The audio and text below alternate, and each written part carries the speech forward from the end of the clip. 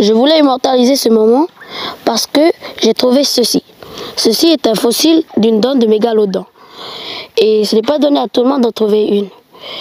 La question que je me pose, c'est comment cette dent de mégalodon a pu finir dans mon champ. Ce qui va suivre va être encore plus intéressant. Ici, vous avez la tribu de Patho et là-bas, la tribu de Kourin. Et juste en face, vous avez l'océan Pacifique, qui quelque part par là-bas, le Vanuatu. Ici, nous sommes à la baie de Wafer, vers la tribu de Kourin.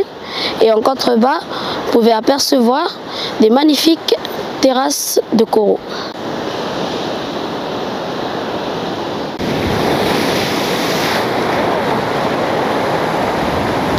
Ces terrasses sont le résultat d'un processus géologique qui a duré des millions d'années, qui s'appelle la mini-atollisation.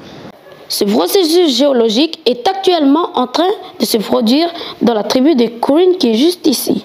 Ici, vous avez la plaque australienne qui entraîne marée à s'enfoncer dans l'athénosphère. Par exemple, ici à la plage de Kourin, vous voyez une dalle de grès qui est légèrement inclinée vers Vanuatu. Un autre exemple, on peut observer les falaises de Patho qui sont légèrement inclinées avec un même angle en direction du Vanuatu. En effet, il y a environ 3 millions d'années, marée a commencé à s'enfoncer dans la mer. Les coraux, voulant bénéficier de l'énergie du soleil, ont dû se développer vers le haut, en même temps que l'île s'enfonce dans la mer, ce qui a produit ces magnifiques terrasses. Donc là, vous avez plein de mini-atolls. Au milieu, vous avez un petit lagon et aux alentours, les coraux. Si on remonte, il y a 70 millions d'années, nous voyons entre Marée et le Vanuatu qu'il y avait une dorsale.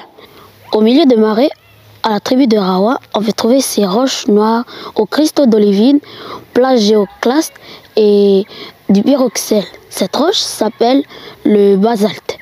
C'est une roche volcanique. Et donc, à la tribu de Rawa, il y avait un volcan. Vous vous souvenez de ce processus géologique de la mini-atollisation qui se passe actuellement? Il y a 70 millions d'années, ce phénomène s'est produit à une échelle beaucoup plus grande sur l'île de Marée. En s'éloignant de la dorsale, la plaque australienne a entraîné le volcan à s'enfoncer dans la mer. En parallèle, nous avions eu des formations de calcaire qui se sont formées autour du volcan, mais aussi vers le haut, car ils recherchent la lumière. Ça a aussi permis la mise en place d'un lagon au milieu, et donc Marée avant était un atoll. Il y a 70 millions d'années, Marée ressemblait à cet atoll de la Polynésie. Ici, vous pouvez observer un volcan qui est éteint, et autour un lagon et des passes qui sont juste ici. Les poissons et les baleines pouvaient passer à l'intérieur pour se reproduire.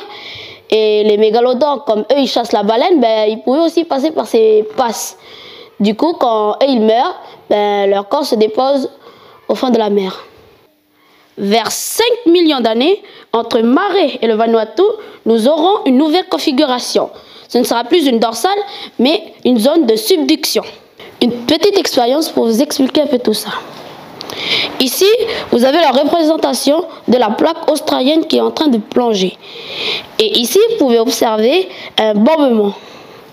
Au sommet des falaises, vous pouvez apercevoir des sortes de creux qu'on appelle des encoches.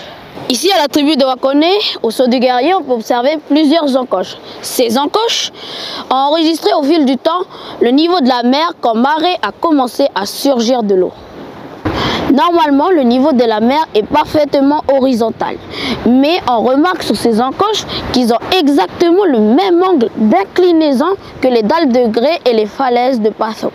En fait, ces dalles de grès que vous voyez, ils étaient recouverts par le sable, qui eux étaient recouverts par la mer.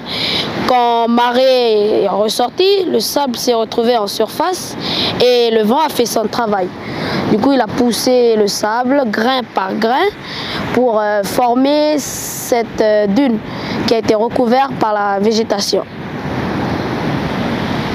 C'est vers 5 millions d'années que le lagon qui se trouvait au milieu de marée a commencé à disparaître en passant ce bombement. Et donc, il a fallu tous ces événements pour que cette dent de mégalodon puisse être accessible dans mon champ.